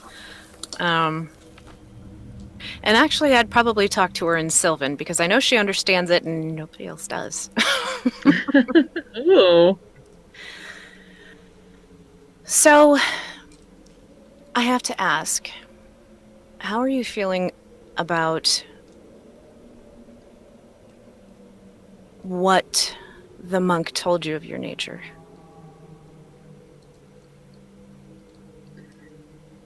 I mean, at the time, I remember thinking that it made sense, but it seemed too easy. It didn't quite fit. I don't know how right he is. It could be a mistake. It's very confusing because I've definitely felt a pull towards it this entire time. But I don't know how much of that is because it's a tree and I am pulled towards those more than people most often anyways. And also because of knowing its significance for Cadence, especially in Cat, I don't know. I would like to find out more if possible. But it's kind of a bigger thing than I can wrap my head around. I'm guessing it's similar to you and your relationship with your Shama at this point. Well, you're not wrong, I think. And it just, I'm worried for you because I know my own concerns about what does this mean for me. And I worry about you in that I just wonder if it means, like, in the long run, if eventually you have to go back and reunite with that tree and not be a part of the world in the way you are now. And I don't know. It makes me a little sad because I mean, we've been through so much, and to think of you not here, but not here, Yeah. I mean, it's hard to wrap my head around it fully, and so I was worried about you. well, it means a lot that you're worried. I'm not sure that I understand enough of it to really ascribe a lot of worry or fear to it. Right now, it just, if anything, I feel like it gives me an excuse to be extra clingy with the tree. Like, okay, now I got to cover for it, But like, let's be honest, I was trying to figure out a way to get back here quickly. In any case, it's just after seeing what was done to it and how many people it affected, it just can't happen again. But I mean, like, is that something that you worry about you'll have to do? Like, is that why you worry about me? Well, while there are similarities, there's also differences. I think if I'm being completely honest. I think my biggest concern about it is that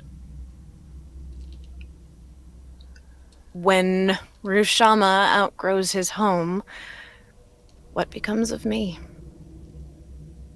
Yeah. Maybe I won't be here either. And that's not comforting. Well, I can't speak for anyone else, but I'm not going to let that happen if that's not something that you choose.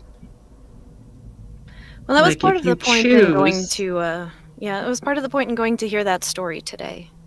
Yeah. If there was someone else that this has, it was also a little bit different, but very similar. You know, if there's someone else that's had a similar experience, you know, I'd like to be able to at least take heart from, you know, how it shook out for them, but nobody knows what happened to her.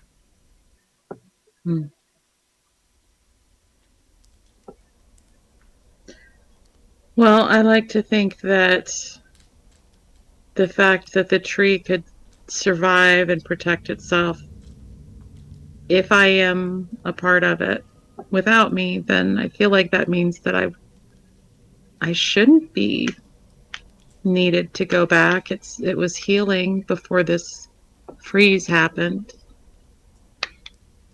I just, you know, as always, there's a new wrinkle. Nothing's ever simple, is it? No. But would we want it that way? Well, sometimes a little simplicity would be nice, I think. Every Just a once and little bit. again. Yeah, just a scotch. Yeah. Yeah. Yeah, it's never having to choose between puppies or kittens. It's always these people die or maybe these people die. Like, those are the choices we get to make. Yeah. Or maybe a couple generations of this family never existed. Yeah, I get it. Yeah. So yeah, a little simplicity would be nice, but Well, maybe it would be nice to go take some time as a tree, though. Maybe you're actually kind of making it sound a little appealing.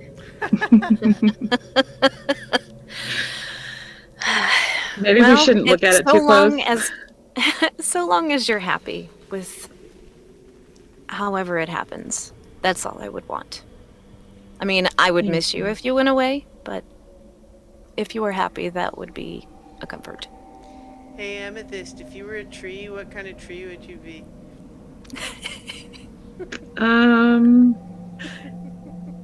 Jesus, I don't know. I'm kind of just I gotta think Really about that big one. No, one. that's yeah. I have to think about that. I love the one from the movie Avatar. That was a pretty tree.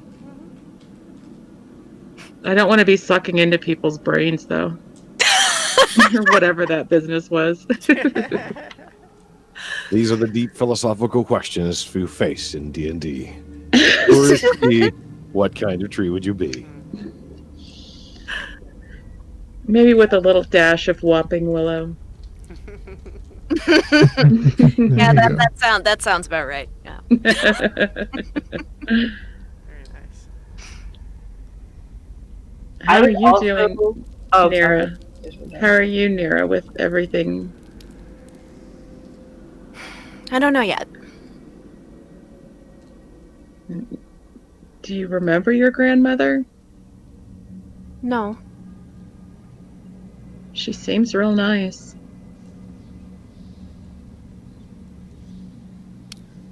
I guess. It's hard to say. I don't have any basis for comparison, really, so. She was nice enough, but I mean, maybe my missing memories would inform that differently if I had them. Maybe just enjoy it until you find out differently then. That's kind of how I'm taking it.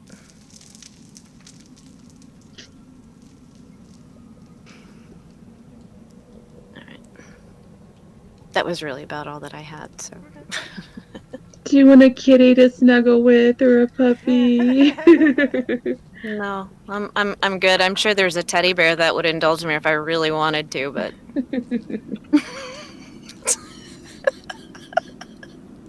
Walking away from that one.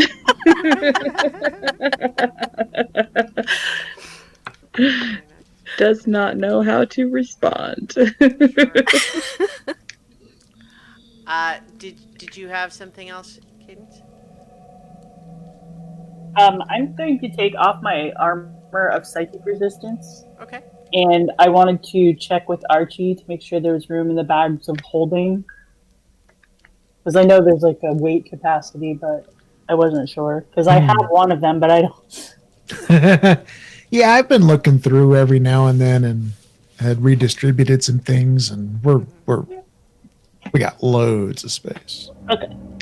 So I'm putting that in there in case anybody wants it ever. Mm-hmm. So. I don't know if y'all were interested, but there's still the we haven't seen our dragon friend yet. Could be one last loose end. You want to tie it up? Good, yeah. Cadence, you were the one. That's not really my thing. So Cadence, you were the one that was most friendly with them. Yeah, I know. Yeah, I will look for him. Okay. See if we can find him. Yeah, I think especially given that you were given a little bit more insight on why sort of trying to sense him felt different. Mm-hmm. I think you're able to sort of better process what you were sensing now, and you are able to track him down. Although it's a little bit complicated because when you find him, he is basically kind of like curled up on the trunk of the tree in like a sunbeam. But like, so he's curled up there like he was sleeping there, but it's a little like, if you didn't know where you were going, you wouldn't have even really realized there was something separate from the tree there, because he's almost like he's grown into the bark. Oh, wow.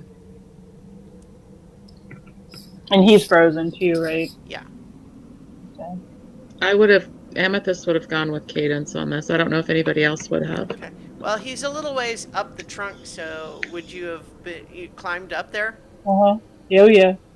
Well, what about Amethyst? Are you climbing? For sure. Yeah. All right. Yeah. So, well, see, Cadence can climb pretty easily. She's, old hand at climbing this big tree, but how does... if we're in the astral sea, do they even need to do that? Oh, no, you're right. You're absolutely right. Yeah, Oh, thank yeah. you. Yep. I would have done it anyway. Just because. Just showing off. I think there's a moment where you're down there on the ground looking up at it and say, do I need to get climbing gear to get up there? And then before you realize you're drifting up there and it's like, oh, right. Yeah. So basically, it is kind of almost like the literal, like a bump on a log sort of thing. Although, so basically what you see is, the sort of dragon shape kind of curled up in like a little, sleepy ball sort of thing. But, this skin and scales now kind of the color and texture of the bark of the tree around it, and you can see that there doesn't really seem like a seam where the dragon ends and the tree begins. It's almost really just like the tree sort of grew in that shape. Does he look bigger? Yeah, he's certainly bigger than when you saw him. You'd guess he's maybe like if he were standing on all fours, he would maybe be like 4 feet at the shoulder. Which to certainly still be pretty young. That's pretty small for a dragon still, but bigger than before.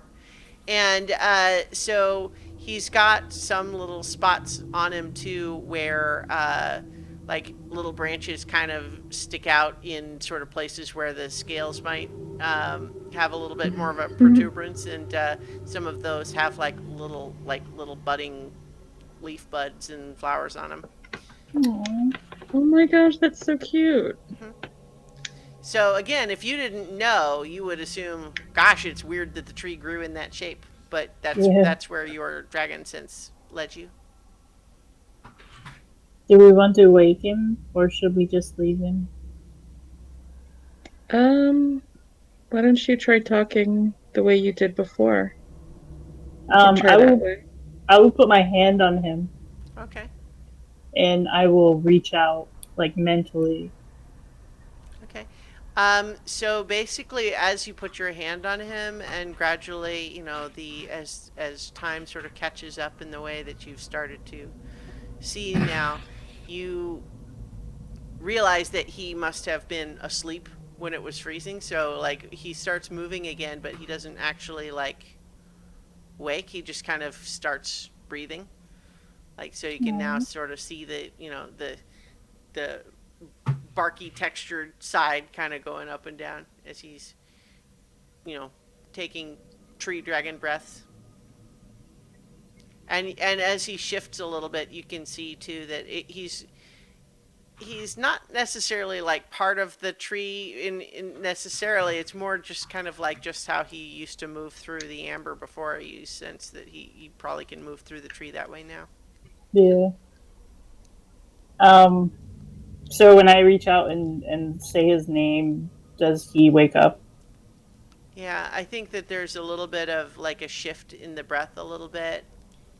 And then, he doesn't move much, but you do hear in your mind, Cadence, is that you? Yes. And Amethyst too. And then, so the eyes open, and they are vibrant, like the color of, like, the beautiful, like, wildflowers. And he kind of lifts his head away from the branch to kind of look around and look at the two of you and just say, look, the amber is gone. You look beautiful. Thank you. And as he sort of kind of looks a little bit bashful, some of the like leaf and blossom buds like around adorning his head kind of bloom. It's kind of new. I knew the tree the way it was for so long. I was a little bit scared when it started to flake away, but this is even better. It'll wish- be even I wish more Cus- amazing very soon. Really? Yeah. I was just thinking I wish Custos Visual could have seen it like this. You'd have loved it. You look amazing.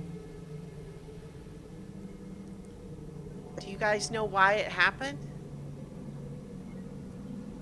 Sort of. Is the tree waking up? Yes. But also, it's not quite ready yet. It needs to sleep a little bit more, and you will sleep a little bit more. But Amethyst and I really missed you.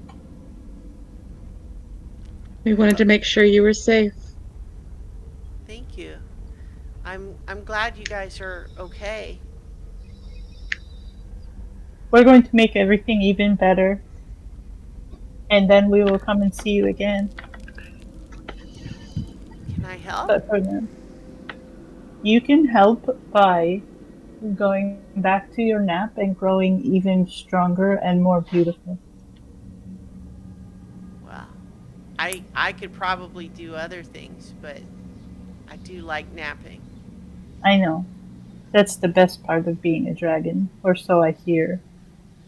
All those naps. Besides, we need you here to keep an eye on the tree for us. Mm-hmm. Well, I can definitely do that. Yeah. We're counting on you. I can do it. And then we will come back and we'll see you again. You will barely even know that we were gone. Well, I'll know. You will, but it'll seem like it went like that. Just you wait. Okay. It does seem a little bit weird right now. Yeah, everything is very quiet. Yeah. Everything is napping. Like the tree. But not you. Not yet. No. Well, don't forget how nice naps can be. Oh, I won't. Not possible. But I'm sure you guys have got important things to do. Yep. Stay safe. I will. I'll keep the tree safe too. I know. And then I kind of just start to back away. And I don't even climb down the tree. I float back down with Amethyst. Yeah. He kind of settles back down into that, that thing that dogs do when they're sleepy, but like they want to watch you. So they kind of have their chin down on the ground and they're watching you, but then their eyes kind of Yeah.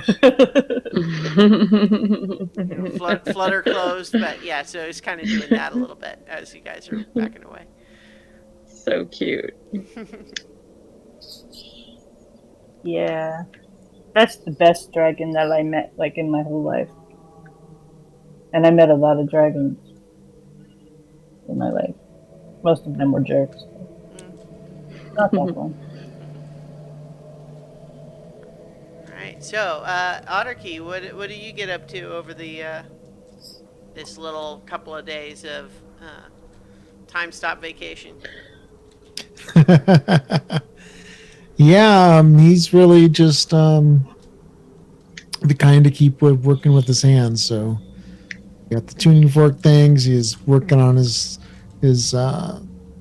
armor project, engraving his filigree and leaves around the shoulders and down the arms, the sleeves. Okay, cool. So, Amethyst, I know that we have spoken off the record or about some things that you were wanting to work on. I would say you certainly have time now to do some of that. I was just about to ask if that was possible. Sure. Do you want to Yeah. just assume that you've made those things? I don't know if we have the details worked out. Okay. Well, like if you want to say you have made some progress on that and you will Yeah. save the reveal for another time, that is totally cool. That's what I would like to do. So we'll say that you have gotten a lot of it done and you're just waiting for the finishing touches. Yeah. Cool. There was one more thing that I wanted to do, kind of as we're taking this rest while Ket recovers. Mm-hmm. And it doesn't have to be a immediate answer. But Nira is going to spend a lot of time meditating, and we'll be meditating on a very large question. And that question is, what do you want? Not directed at me, at Rushama. Right. Okay.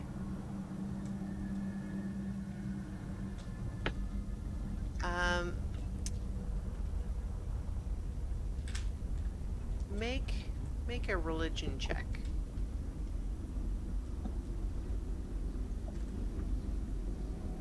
23. 23 is pretty good. Ooh. Yeah, so it's been a while since you really even thought about Rushama as separate from you, right? Like it's been kind of easy recently to sort of almost really stop thinking of Rushama as a separate entity. It's more like you've got like a little Rushama seed in you that doesn't speak up very much, right? But you haven't necessarily been seeking him out either, right? And to the extent that one of the more recent times where you tried, you kind of ended up just kind of facing your own reflection. There's some of that here too.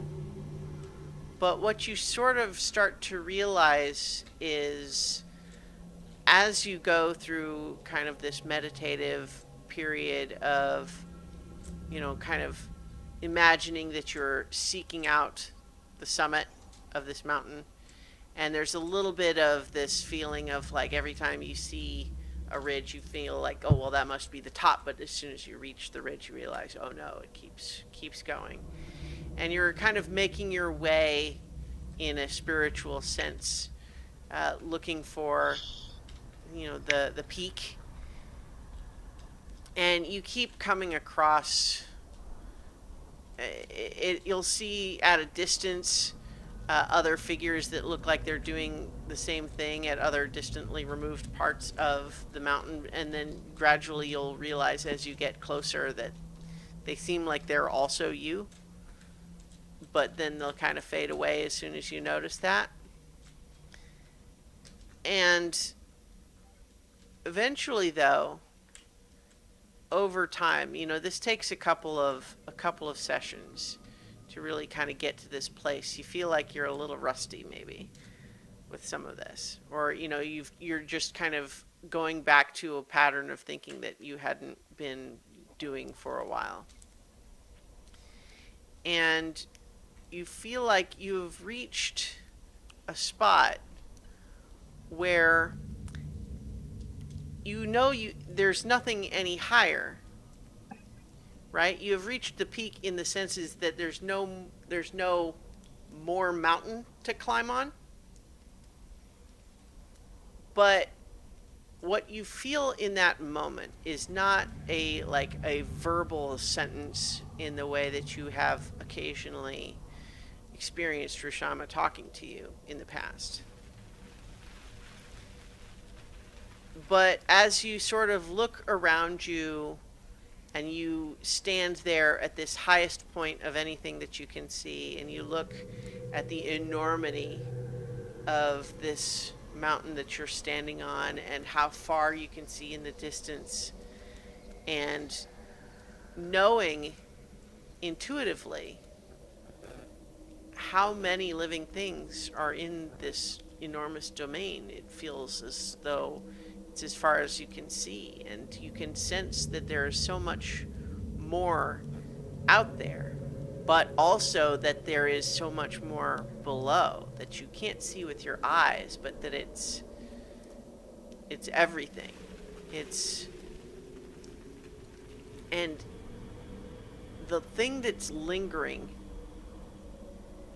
is the realization that you are instinctively trying to reach the top as though that's the defining part of the mountain. And what you have as sort of a sudden moment of catharsis is the mountain isn't the top. The top is where the mountain ends.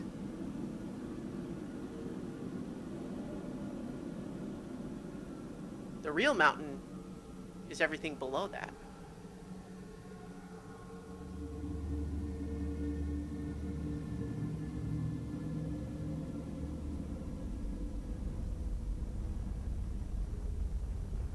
Well, I think I would definitely sink into that feeling. And as I continue that journey,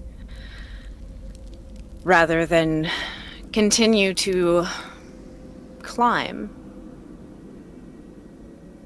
going forward, it will be an exploration descending.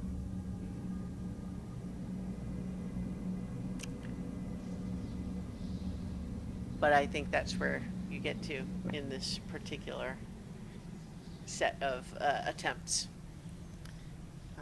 So we got a little bit of a late start today, but I think that's where we're going to draw it to close. But now, with Ket fully rested after this couple of days here in Emerald Arboris, time is maybe come to start thinking about what's next. What next for the Heroes of Legend? You know, continuing your time stop tour of all of Sakamian and the plains. We've got time to see it all. Yeah. So many places to check in on. So many people. So many levels. You know where we haven't been in a while? The endless howling tunnels of pandemonium. No. Ugh. It seemed bigger on the flyers. It's just not the same with the wind stopped, you know? It's just. So, I guess we'll find out next time when we continue the adventure.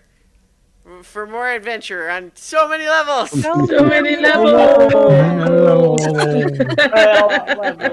had Happy chat for, hello, welcome.